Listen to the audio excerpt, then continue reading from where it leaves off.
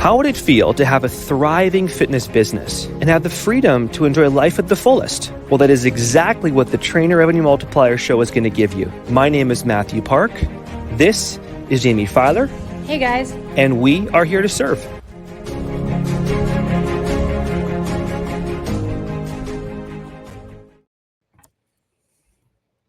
What's going on, everybody, and welcome to the Trainer Revenue Multiplier podcast. As always, I am your host, Jaime Filer, and I am joined today by an absolute rock star, Casie Ludeman, busy mom, of two, soon to be three in November. Very exciting. You're a wife. You're the owner of Casie Jericho Lifestyle Coaching. I mean, is there anything you don't do? I can't ride a bicycle with no hands. I love that you, like, right off the bat, you're like, yeah, Jaime, I got you. I'm not actually Wonder Woman. That's so funny. Casie, can you just share a bit about your history and your background to our listeners? Yeah, of course. So, like you said, I am a mother of two, a 5-year-old and a wild 3-year-old girl. Yeah. I am due with my third in November, and it will be another girl. But I grew up as an only child in a very sports competitive household. And a lot of how my parents raised me carries into coaching, mindset, all of that, which I'm very grateful for.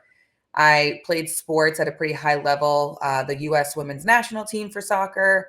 I went to Duke University to play as well, and got to travel a lot, luckily, which also got me into the health and fitness world pretty young, more so the fitness world. Health was something that I was very blind on, and it was just because I was moving so much that I didn't have to think about it. I was always a stronger girl, very dense. You can tell from my kids that I make dense children. And even though I was confident at a young age and I was, athletic, I was always the bigger friend, which I think obviously carried over into where I find myself now, trying to help people love their muscle and love their strength. But after college, I had absolutely no idea how to really stay fit and healthy without guidance from someone or without moving 3 times a day. So I got very overweight. I continued my, eating and social events, but without 3 practices a day. And I put on weight fast. And I really had no idea how to fix that. Yeah. And I fell victim to all the fad diets and the yo-yo diets and diet. So I've lived that. I did juice cleanses. I did fasting. I did hydroxycut. I remember Muscle Text hydroxycut. Okay. Oh, yeah. All right. Yeah. And then finally, one of my friends went through a bad breakup and she signed me up for a half marathon I hated running. And that kind of kickstarted my fitness. And then I fell into the world of CrossFit thanks to my husband, which I loved, bring back that competitiveness, but it opened my eyes to macros.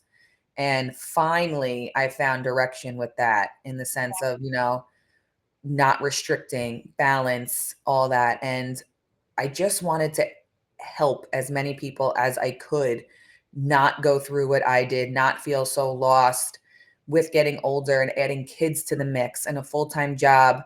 I know it can be super overwhelming for women, and women label themselves as, a lost cause. And I just wanted to kind of step in and do what I could on a small scale, but every woman counts, right? And every life I can help means something. So that's where the company kind of started from.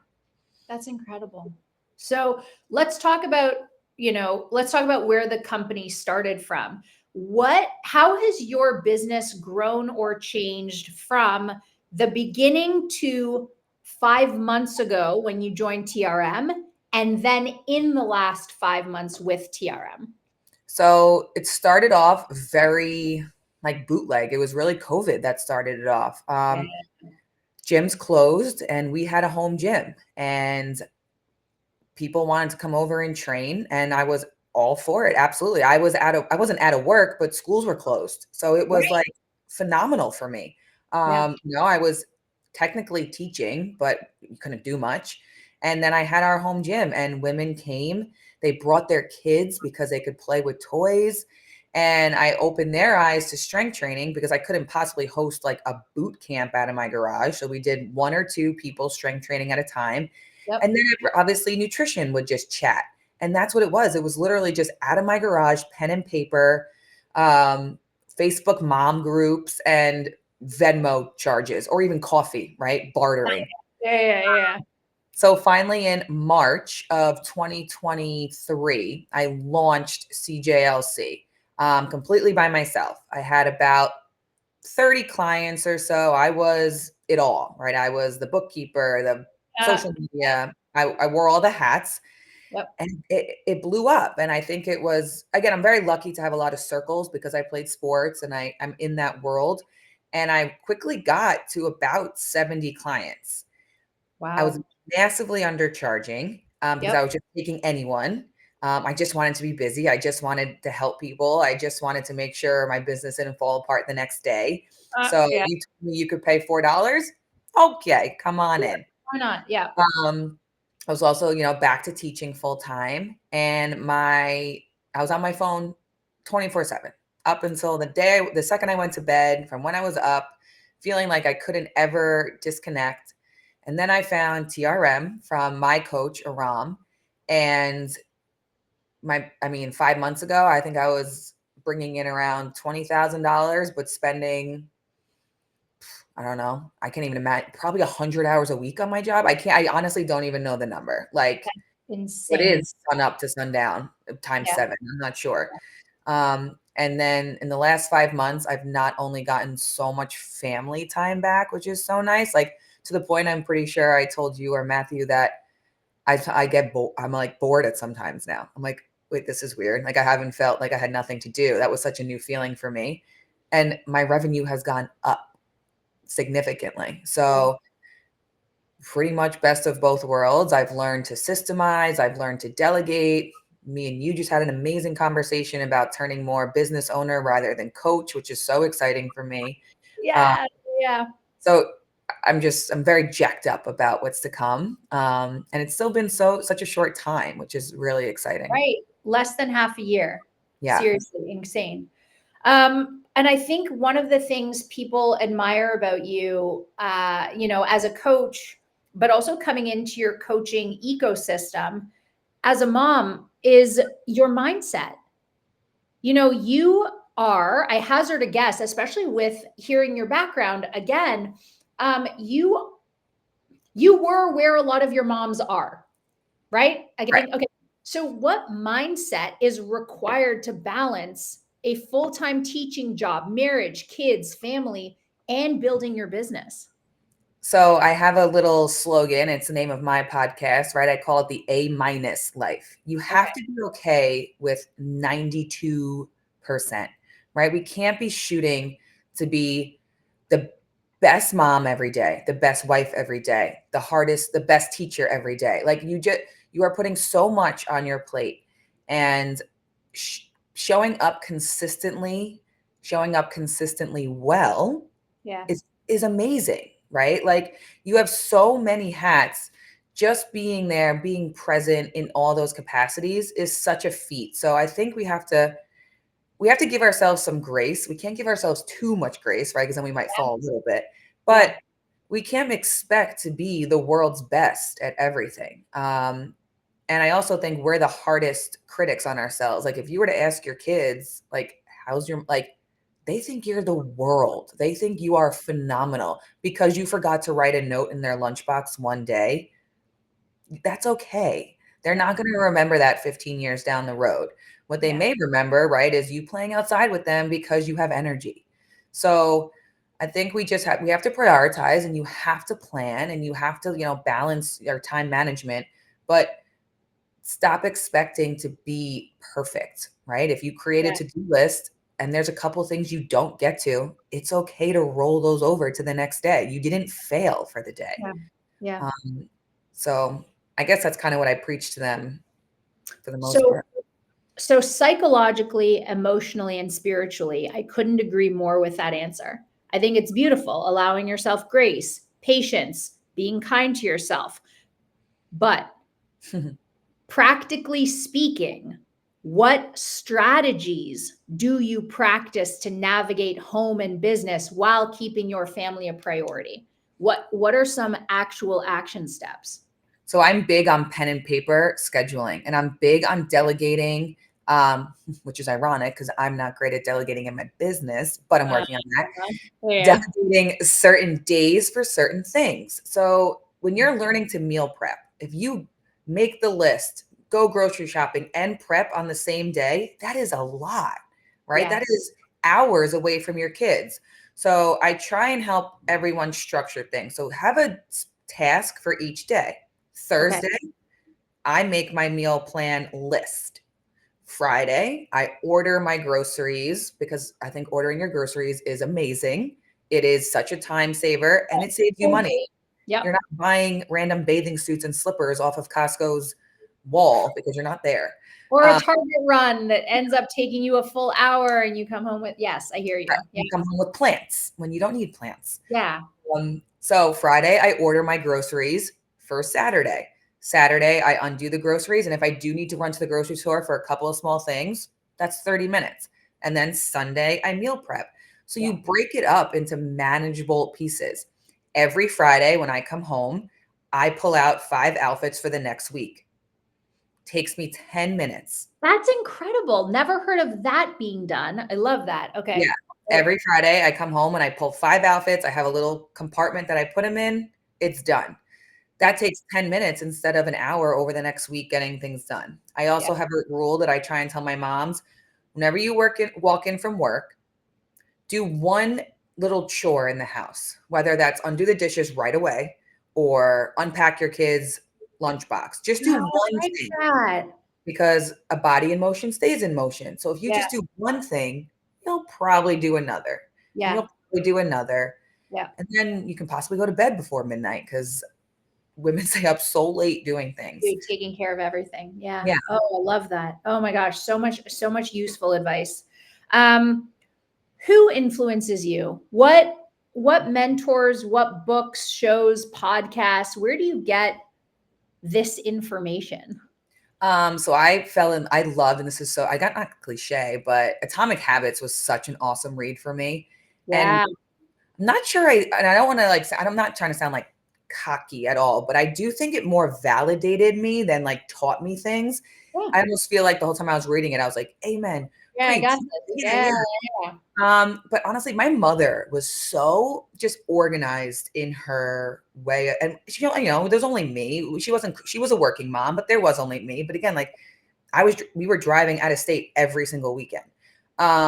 Never once in my whole life living at home did we ever run out of toilet paper or soap. She just had this routine and it was so systematic, but it made her life seem, she never looked like she was stressed because she just had this nice flow of events. So she definitely taught me, and I had no idea I was learning during that whole time. Looking back, you're just picking it up. Yeah, I just thought that was life. I do love Atomic Habits, anything like that. And I try and listen to as many coaches as I possibly can. I knew that about you. There it is. Yeah, for sure. I love learning. I'm a webinar junkie. I love my pen and paper. I love to learn. I listen to my own coach, Aram, a lot. I binge this podcast. I read pretty much every book that Luca, I can't say his name, Hostovar, he recommended. So I went to a conference in Texas in February, and he rattled off this list of books. I was on Prime, the second buying them all. So really anything. I will give anything a read, and if I don't like it, then I don't like it. But I'm going to always be open-minded to learning different methods and different ways. But I'm a big fan of simple. I appreciate that. And honestly, Atomic Habits is, and so is the practical advice you shared with, I guess, some of the moms who are listening right now. What is the best business advice you've ever received? Ooh. I think it has to do with the delegating part, where eventually if you want to scale your business to be bigger and create something worth remembering, you're going to have to trust some people, and you're going to have to delegate some things, which was really hard for me, but it's shown, right? The first time I actually did it, it's shown that it works. So finding people you trust and being okay with giving things away that just make you able to do so much more and you grow. So instead of me worrying about, replying to an app problem, like I can have someone do that, and I can be on a podcast getting my voice out there, so it's just Yeah. delegating is a big one. I like that. If you had advice to give your 23-year-old self, what would you tell her? Believe in yourself earlier. Yeah. Okay.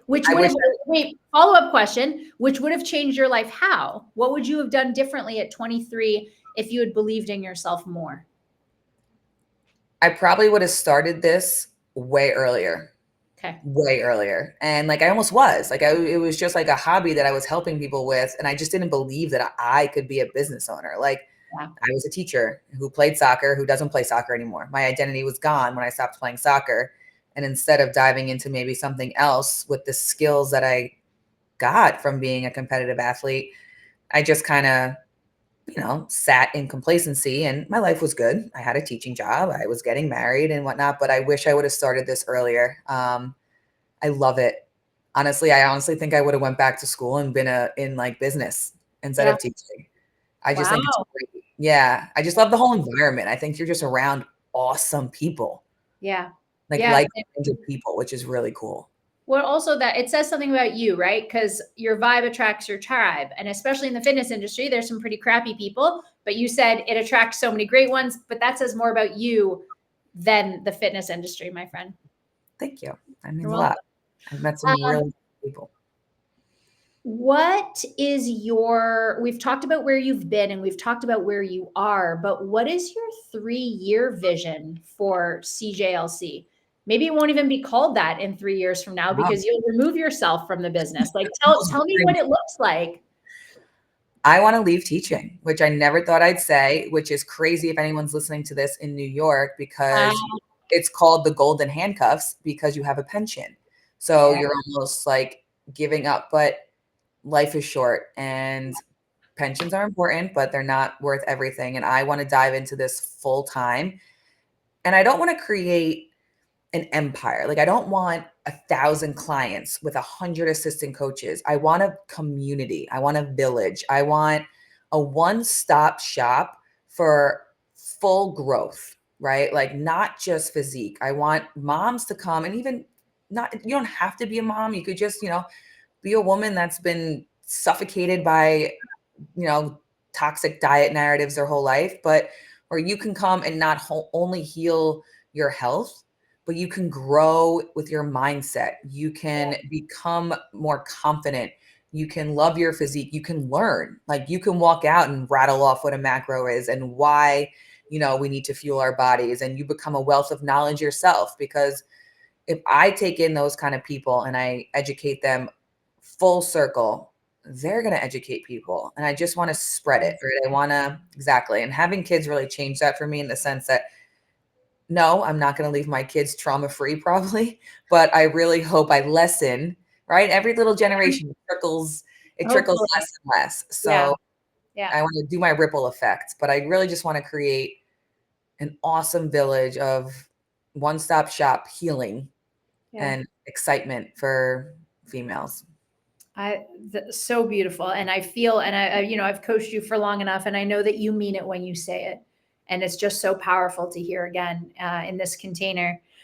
Final question, and I think your comment about the ripple effect is the perfect segue, is what advice would you give, whether they're 23-year-olds, whether they're moms who think there's no future for them because, like, how will I ever start a business? I'm so busy. Or even teachers who are scared to leave. What advice would you give people?